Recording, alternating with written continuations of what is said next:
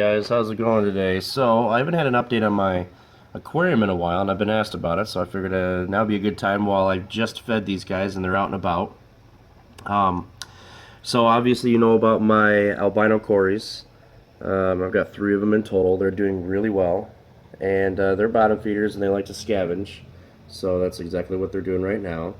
I haven't had any problems with them all. They're very social. They're very neat to watch, and they tend to be active during certain periods. Like right now, they're feeding, but they like to sit. And it's pretty interesting to see a fish just sit. So um, anyway, so uh, these red fish here were the second ones that I added, and they're cherry barbs, and I added 3.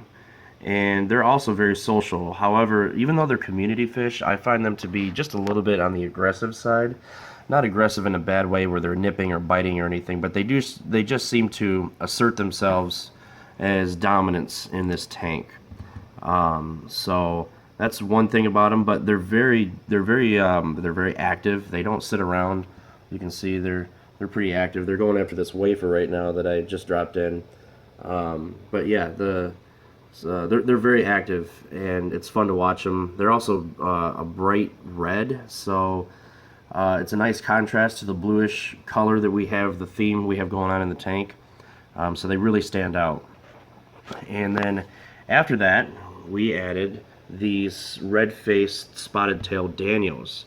Now these guys never stop, and you can see they're in a school all the time. I rarely see them separated, and they're really neat. You can really see the spots on the tail and the red face. It's really interesting because in the morning when I turn the light on, they have almost no color whatsoever, and then as the light comes on, they start to get deeper red in the face, and they're pretty cool. They're also pretty neat. Sometimes if you tap the glass or move your finger across the glass, they will actually follow it, which is pretty interesting. So again, these are really great fish. I haven't had any problems with them at all. They're very social. They tend to stay in the middle of the tank, and so yeah, pretty good fish to add. Then after that, we actually added some snails. I've got 3 striped snails. These are standard snails, nothing special. They're not assassin snails or anything. I've got 3 in total in the tank. There's 2 of them. Not sure where the third one's at. Oh, he's up there in the corner. So there's a third one up there in the corner. And then I have a baby one that's in here. I think it came off of a plant. I'm not really sure. But he's grown considerably since I've gotten him, and I don't see...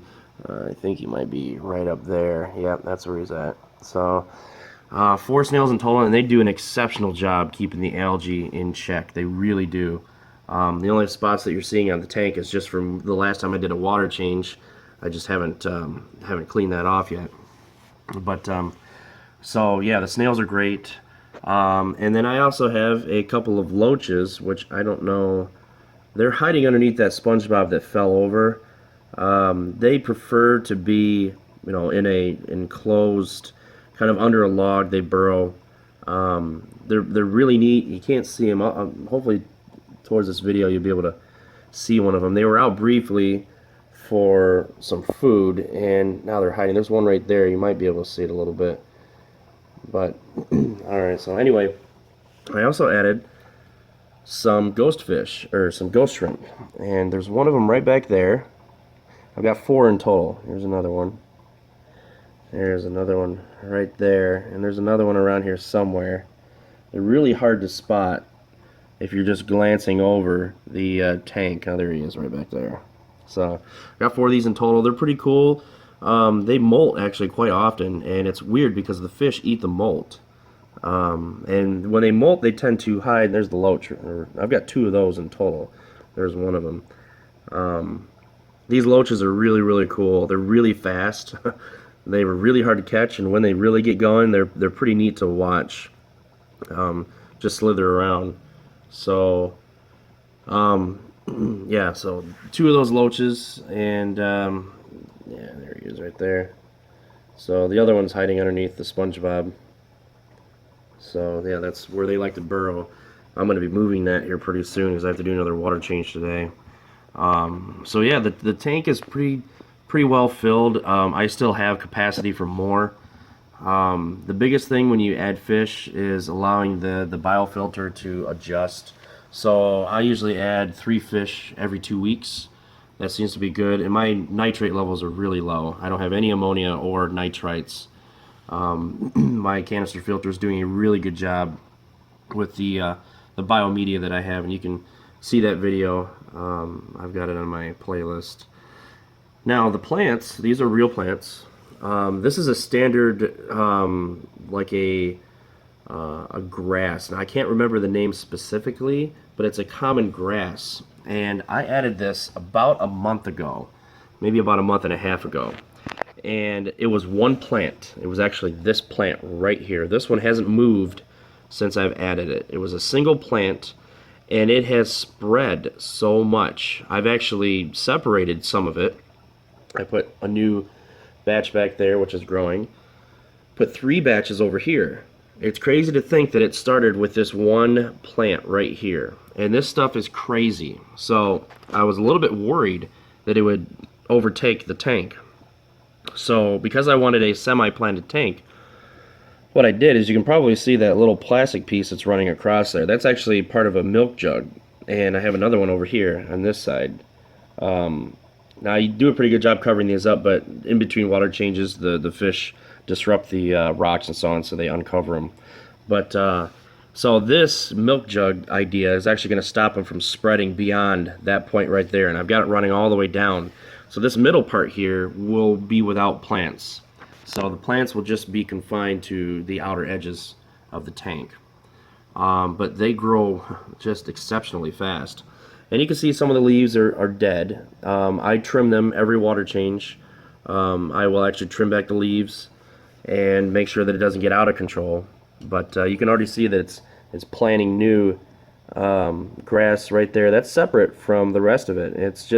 It's thriving so much, and I'm actually pretty happy with it. I think it's gonna add a nice touch to the tank. There's a swordtail back there. That thing was the very first plant that I got. In fact, I got it right after I got the cherry barbs, and it started out as just this tiny little, I think it was 2 leaves, and you can see how much it's grown since. It's just a crazy, huge, and doing very well plant. Very, very well. It's pretty neat. The albinos, I will catch them sometimes sitting on the leaves, which is pretty neat to see. So that plant's doing really well. And to be honest, I couldn't tell you what the name of this plant is. I know somebody out there in the chat room, or not chat room, on the comment section will know.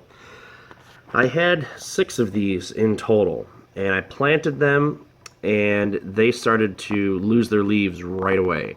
And I was concerned that they were dying. Unfortunately, 3 out of the 6 did die. They would not renew their leaves. These, however, have been growing like crazy, and they're budding new leaves.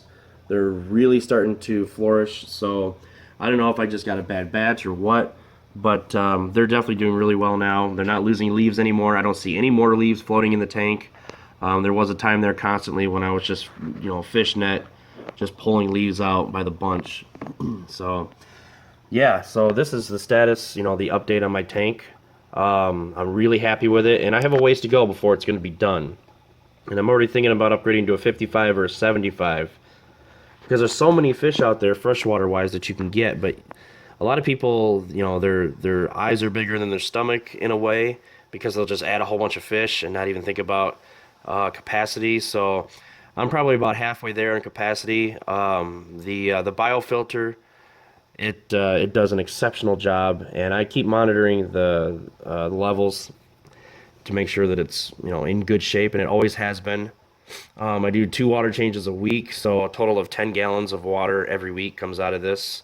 So it's roughly a 30% water change per week. Now that might seem like a lot to some people, but again, I watch the nitrate levels, and when they get to a certain point, then that's when I know it's time for a water change. But rule of thumb for me is every Monday and every Friday, I'll do between a 4 and 5 gallon water change. So All right, guys. Well, if you have any questions, let me know. I've had no problems with this tank, no deaths, no fish have died. Haven't had any problems whatsoever. So, if you have any questions, let me know. Take care, guys.